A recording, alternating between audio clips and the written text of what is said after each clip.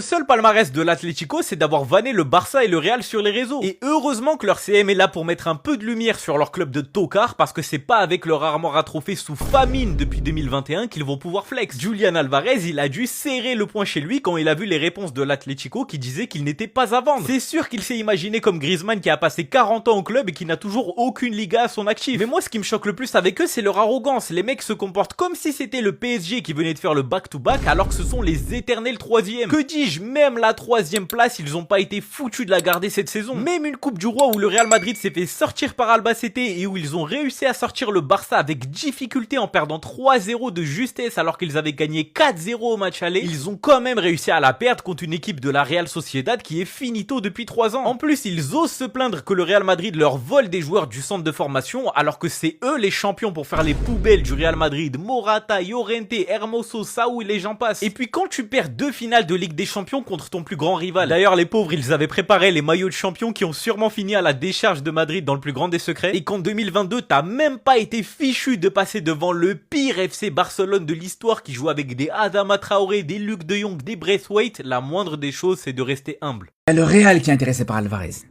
Il y a le PSG qui est intéressé par Alvarez.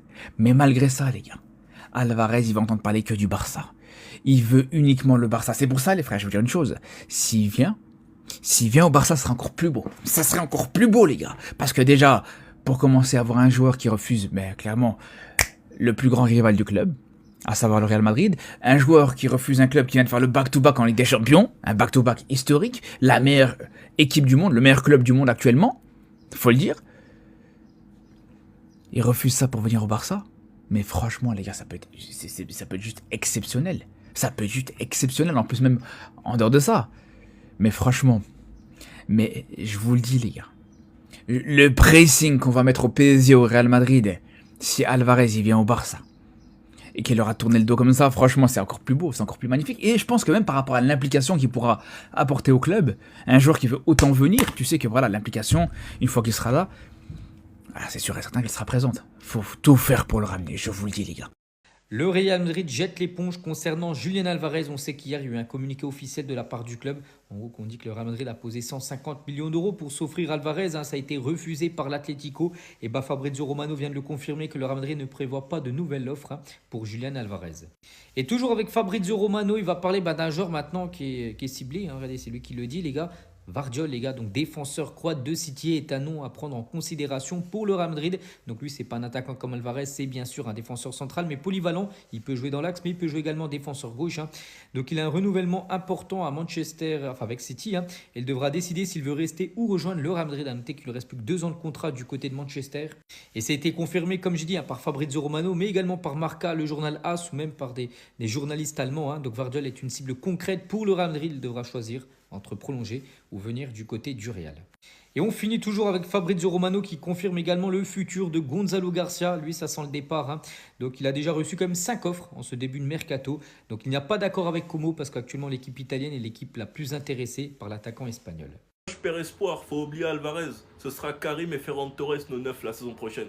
Enfin bref, Fabrizio a expliqué que le Barça va lever la clause. Il est d'ailleurs appelé avec l'Egypte, j'espère qu'il va péter. Lui qui réalise une bonne saison avec le Barça Athletic. Reste à voir ce que Flick fera de lui la saison prochaine. Maintenant, on a un journaliste spécialisé Atlético qui nous explique est-ce que le Barça voudrait vendre Lamine Yamal à 150 millions? Est-ce que le Real voudrait vendre Mbappé à 150 millions? Alors pourquoi ça dérange tout le monde qu'on ne veut pas vendre Alvarez, qu'on ne veut pas vendre notre star? Si eux-mêmes ne le font pas, pourquoi on le ferait? Est-ce que Mbappé a refusé de prolonger avec le Real et il désire partir? Non, je crois pas.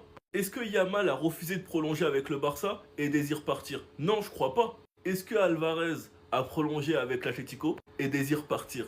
Il désire partir et il n'a pas prolongé avec l'Atlético. C'est pour de bonnes raisons. Donc arrêtez de comparer ce qui est incomparable. L'Atlético est en position de force, oui. S'ils veulent pas le vendre, ils le vendront pas. S'ils veulent le garder, ils le garderont. Mais que leurs médias arrêtent de se voiler la face et de faire semblant de ne pas comprendre. S'ils veulent garder un joueur qui ne sera pas pleinement engagé dans leur projet, qui aura des trous d'air comme il a eu cette saison, c'est leur problème. Et je trouve ça dingue s'il y a vraiment eu une offre du Real, qu'ils n'aient pas accepté les 150 millions. Parce que 150 millions pour Alvarez, la tête que c'est une dinguerie. Parce qu'il les vaut absolument pas au vu de ce qu'il a montré dans le football pour l'instant. Mais c'est le manque de neufs de qualité et tous les neufs qui ont des lourds contrats qui créent tout ce désordre-là. Madridistas, quelles sont les actus du côté du Real Madrid dans ce beau mercredi soir? Alors dans cette vidéo, on parlera dans un premier temps des noms de joueurs qui ont fuité et qui n'entreraient pas dans les plans de José Mourinho. On parlera également de Mourinho qui verrait d'un bon oeil la prolongation de Rudiger, des nouvelles de Fabrizio Romano sur le cas de Calafiori et Gvardiol au Real Madrid, et pour terminer, on parlera du prix fixé par le Real Madrid pour Camavinga. Mais venons à nos actus de la soirée. Pour commencer, plusieurs médias nous ont donné une liste de quelques joueurs du Real Madrid qui n'entreraient pas dans les plans de José Mourinho, et les noms qui sont ressortis sont Gonzalo Garcia, Camavinga, Fran Garcia, Mastantuono et Brahim Diaz. Je ne saurais vous dire si cette liste est réelle ou pas, mais on voit clairement qu'il pourrait avoir un remaniement de l'effectif. Mais par contre, selon Diario AS, José Mourinho aurait insisté lui-même pour la prolongation d'Antonio Rudiger. L'entraîneur apprécie beaucoup sa qualité de leadership, l'expérience qu'il possède ainsi que son style de défense. Alors je ne sais pas si ça vous choque vous, moi ça ne m'étonne pas du tout. José Mourinho sait qu'il aime les casseurs et Rudiger c'est le chef des casseurs. Et je pense d'ailleurs que les deux hommes pourraient bien s'entendre. Une autre nouvelle qui pourrait vous intéresser, un peu plus tôt dans l'après-midi, Fabrizio Romano nous a donné des nouvelles sur les dossiers Calafiori et Gvardiol. Et il tenait à préciser que le Real Madrid n'aurait enclenché aucune démarche pour Calafiori, alors qu'à peine hier certains médias nous disaient l'inverse. Par contre, il confirme que le Real Madrid veut bel et bien Josko Gvardiol, et maintenant c'est à Gvardiol de prendre une décision, soit rejoindre le Real Madrid ou prolonger à City. Une chose est sûre, s'il faut choisir entre les deux, vous connaissez mon avis, je préfère Gvardiol. Et pour terminer, selon Miguel Serrano, le Real Madrid réclame entre 80 et 100 millions d'euros pour lâcher Eduardo Camavinga, et un départ ne serait envisagé qu'à ce prix-là. Alors je ne sais pas si pour vous, Camavinga vaut aujourd'hui 80-100 millions d'euros. Pour moi, je ne pense pas. Le Real Madrid à l'époque l'avait acheté à 60 millions d'euros à tout casser. Actuellement, il n'est pas dans une très bonne forme, et j'ai l'impression que le Real Madrid veut vendre le CV de Camavinga plutôt que le joueur lui-même. Dans tous les cas, vous dites-moi ce que vous en pensez dans les commentaires, et surtout pour ne rien louper, vous savez ce qu'il vous reste à faire. Abonnez-vous, et surtout pour toutes vos analyses de match, branchez-vous VisiFoot.